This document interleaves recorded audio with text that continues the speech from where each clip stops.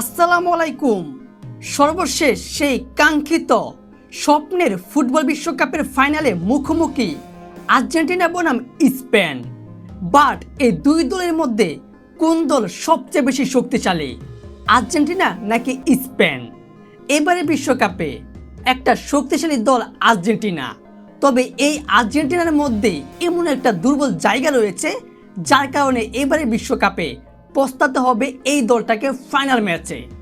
অপরদিকে স্পেন তো এইবারে বিশ্বকাপে দুর্দান্ত ফর্মে রয়েছে, দুর্দান্ত খেলাও দেখিয়েছে, তবে ফাইনাল ম্যাচে তাদেরও এমন একটা দুর্বল জায়গা রয়েছে যার কারণে পস্তাতে হবে এই স্পেন দলটাকেও, যেখানে বেশিরভাগই তরুণ খেলোয়াড় রয়েছে। দর্শক, আজকের ভিডিওতে জানবো 2026 ফিফা ওয়ার্ল্ড কাপের ফাইনালে মুখোমুখি আর্জেন্টিনা বনাম স্পেনের মধ্যে দুই দলের শক্তি এবং কি দুর্বল জায়গায়। তাহলে প্রথমে আসি বর্তমান রানিং বিশ্ব চ্যাম্পিয়ন টিম আর্জেন্টিনার দিকে। এই আর্জেন্টিনা টিমে রয়েছে বর্তমান ফুটবলের জাদুকর লিওনেল মেসি এবং কি স্ট্রাইকারের আক্রমণে রয়েছে লাউতারো মার্টিনেজ, তার সাথে রয়েছে Julian Alvarez, Enzo Fernandez, Mac Allister এবং তাদের সাথে রয়েছে বিশ্ব চ্যাম্পিয়ন গোলকিপার এমিলিয়ানো মার্টিনেজ। এই দলটা আর্জেন্টিনা এবারে বিশ্বকাপের গ্রুপ পর্ব থেকে এই অবধি কিন্তু দুর্দান্ত পারফরমেন্স করেছে, যেখানে গ্রুপ পর্বে 3টা ম্যাচের মধ্যে 3টাতে জয় পেয়ে গ্রুপ চ্যাম্পিয়ন হয়েছে। রাউন্ড অফ 32-তে তারা দুর্দান্তভাবে একটা বলতে গেলে খুব সুন্দরভাবে কিন্তু ম্যাচটা জয় করেছে ক্যাপ বার্দের বিপক্ষে, কামব্যাক ছিল দুর্দান্ত। তারপর রাউন্ড অফ 16-এ খেলেছে মিশরের বিপক্ষে, রাউন্ড অফ 8 অর্থাৎ কোয়ার্টার ফাইনালে খেলছে সুইজারল্যান্ডের বিপক্ষে এবং সেমিফাইনালে ইংল্যান্ডকে 2-1 গোলে হারিয়ে বিশ্বকাপের ফাইনালে চলে এসেছে। এই দলটাতে রয়েছে যে মেসি। এই মেসি কিন্তু এমন একটা প্লেয়ার যে কিনা যে কোনো সময় অ্যাটাকিং করে এবং কি তার পাসিংয়ের মাধ্যমে, তার অ্যাসিস্টের মাধ্যমে, তার স্কিলের মাধ্যমে পুরো ম্যাচের মোড় ঘুরিয়ে দিতে পারে। আসলে লিওনেল মেসি শেষ ম্যাচটা ইংল্যান্ডের বিপক্ষে যেভাবে খেলেছে তাকে দেখে মনে হয়েছে না যে সে আসলে তার বয়সটা 39 হয়েছে, সে এখনও তরুণদের মতো দৌড়তে পারে, বোলিংয়ে স্কিল দেখাতে পারে, সে অ্যাসিস্টও করতে পারে। অর্থাৎ এই লিওনেল মেসি কিন্তু আর্জেন্টিনার সবচেয়ে বড় শক্তির জায়গা। এবং কি মেসির সাথে রয়েছে লাউতারো মার্টিনেজ, যে কিনা এবারে বিশ্বকাপে প্রত্যেকটা ম্যাচেই শেষে নেমেছে, অর্থাৎ প্রায় 60 মিনিট, 70 মিনিট, 75 কিংবা 85 মিনিটেও মাঠে নেমে গোল করেছে, তার দলকে জিতিয়েছে। এনজো ফার্নান্দেজ সে তো মিডফিল্ড থেকে যে কোনো সময় এসে তার আক্রমণে যোগ দেয় এবং কি গোল করে বসে ম্যাচের গোল ম্যাচটাই পুরো তাদের আন্ডারে নিয়ে আসে। তার সাথে রয়েছে জুলিয়ান আলভারেজ, যে কিনা সবসময় স্ট্রাইকার হিসেবে সে বিপক্ষ গোলবারের নিচে দাঁড়িয়ে থেকে কখন তার দল বল পাস করবে, শট করবে, তখনই সে গোলবারের দিকে বরাবর শট করে গোলটা দিয়ে দিবে। আর ম্যাক এলিস্টার যে কিনা একদম ডিফেন্স থেকে দৌড়ে গিয়ে মিডফিল্ড পার করে আক্রমণে যুক্ত হয় এবং কি গোল দিতে সক্ষম হয়, ম্যাচ ঘুরিয়ে দিতে পারে এই ম্যাক এলিস্টার। আর তাদের সাথে রয়েছে বর্তমানের বিশ্ব চ্যাম্পিয়ন গোলকিপার এমিলিয়ানো মার্টিনেজ, যাকে আলাদা করে কোনো কিছু বলার নেই 2022 কাতার বিশ্বকাপে। তাই সে নিজেকে প্রমাণ করেছে সে কোন কত মানের বড় প্লেয়ার, বড় গোলকিপার এবং কি এবারে বিশ্বকাপেও সে খুব ভালো গোলকিপার করেছে। এবার আসি স্পেনের শক্তির জায়গা। স্পেনের এই দলটাতে কিন্তু রয়েছে 19 বছরের এক তরুণ তারকা প্লেয়ার, শক্তিশালী প্লেয়ার লামিনে ইয়ামাল, তার সাথে রয়েছে নিকো উইলিয়ামসন, রদ্রি, পেদ্রি। এই 4টা প্লেয়ার, তাদের সাথে আবার রয়েছে গোলকিপার উনাই সিমন যে কতটুকু পারফরমেন্স সেটা যারা ফ্রান্সের ম্যাচটা দেখে সেমিফাইনালে তারাই বলতে পারবেন এই গোলকিপারের ক্ষমতা কাকে কয়। সে এমবাপ্পেকে আটকে দিয়েছিল। এবং কি তার সাথে রয়েছে 19 বছরের প্লেয়ার লামিনে ইয়ামাল। এই প্লেয়ারটা কিন্তু খুবই ছোট্ট তরুণ, যে কোনো সময় ম্যাচের মোড় ঘুরিয়ে দিবে এবং কি আর্জেন্টিনার ভয়ঙ্কর কাটা হয়ে দাঁড়াবে।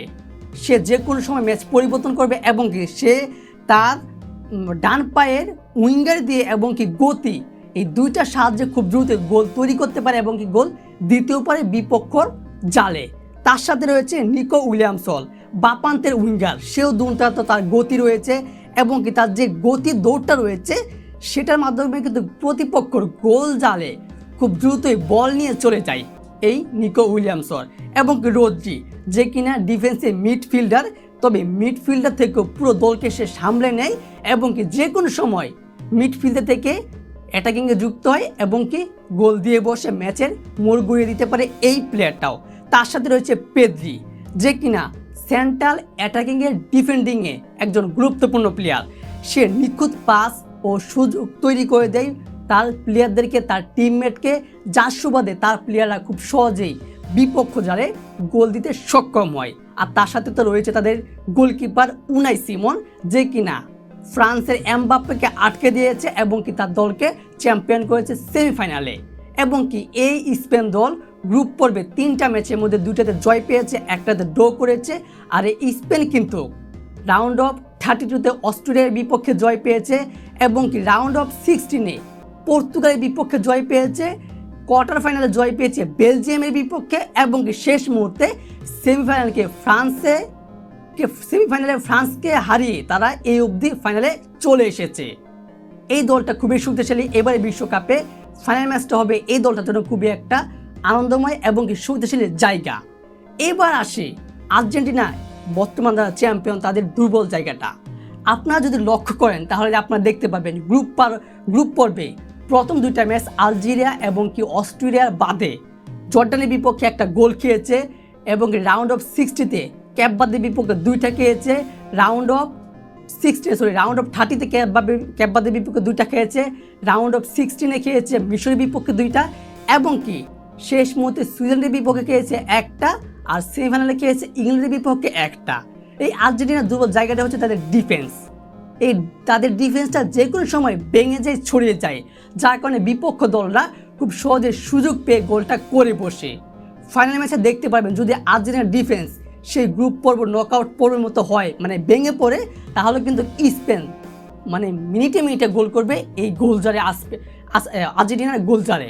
সেটা আপনারা শিওর থাকেন, কেননা তাদের ডিফেন্সের কারণে কিন্তু তারা এবারে বিশ্বকাপে একের পর এক গোল খেয়েছে। প্রতিটা দলের বিপক্ষেই ভালো গোল খেয়েছে, তবে আর্জেন্টিনা মানে পিছিয়ে পড়লে তাদের আত্মবিশ্বাস মনোবল দিয়ে কামব্যাক করতে পারে এবং কি এই দলটাতে তো মেসি রয়েছে। তবে আশা করি দলটা খুবই শক্তিশালী এবং কি এবারে বিশ্বকাপের ফাইনাল ম্যাচে নতুন একটা কিছু করে দেখাবে। এবার হচ্ছে স্পেনের দুর্বল জায়গা। স্পেনের দুর্বল জায়গা হচ্ছে যখন তারা অ্যাটাকিংয়ে যায়, যখন তাদের পায়ে বল থেকে বিপক্ষ দলের পায়ে বলটা চলে যায়, বিপক্ষ দল যখন অ্যাটাকিংয়ে চলে আসে, মানে দুর্দান্তভাবে একের পর এক অ্যাটাকিংয়ে চলে আসে, তখন কিন্তু তাদের ডিফেন্স হতাশ হয়ে পড়ে এবং সেখানে গোল খেয়ে বসে। তবে এবারে বিশ্বকাপে কিন্তু এই স্পেনের ডিফেন্স খুবই শক্তিশালী, কারণ হচ্ছে তারা এবারে বিশ্বকাপে কোনো 7টা ম্যাচের মধ্যে মাত্র 1টা ম্যাচে গোল খেয়েছে, বেলজিয়ামের বিপক্ষে 1 গোল, বাকি 6টা ম্যাচে কোনো গোলেই হজম করেনি এই দলটা। তবে এই দলটার দুর্বল জায়গা হচ্ছে তাদের স্ট্রাইকাররাও মাঝে মধ্যে সেই অ্যাটাকিংয়ে গিয়ে মানে বলটা সঠিক জায়গায় পাস করতে পারে না, ভালো প্লেয়ার দেখে পাস করতে পারে না, যার কারণে তারা এবারে বিশ্বকাপের ফাইনালে আর্জেন্টিনার বিপক্ষে অনেকটা হতাশ হতে পারে। আর আর্জেন্টিনার দুর্বল জায়গা হচ্ছে তাদের ডিফেন্স। দর্শক, আপনার কি মনে হয় এবারে বিশ্বকাপে আর্জেন্টিনা নাকি স্পেন, কোন দল জয় পাবে? আমার মতে এই 2টা দল কিন্তু 50-50, অর্থাৎ কেউ কাউকে ছাড় দিবে না। যতটা শক্তিশালী আর্জেন্টিনা, তবে আর্জেন্টিনা তারা রানিং বিশ্ব চ্যাম্পিয়ন, তাদের দলটা অনেক শক্তিশালী এবং কি এই দলটা অভিজ্ঞতা, আত্মবিশ্বাস, পিছিয়ে পড়ে কামব্যাক, তাছাড়াও মানে অনেকটা ফর্ম রয়েছে এই দলটা বিশ্বকাপ জয়ের যোগ্যতা রাখে। অপরদিকে স্পেন তো এবারে বিশ্বকাপে ফ্রান্স, পর্তুগাল, বেলজিয়ামকে হারিয়ে ফাইনালে এসেছে। দর্শক, আমার মতে কিন্তু আর্জেন্টিনা এবং কি স্পেন 2টা দলই 50-50। আপনারা কমেন্ট বক্সে জানিয়ে দিবেন এই ম্যাচে প্রেডিকশন আর্জেন্টিনা নাকি স্পেন, কে কোন দল কত গোলে জয় পাবে, অবশ্যই কমেন্ট বক্সে জানিয়ে দিবেন। ধন্যবাদ।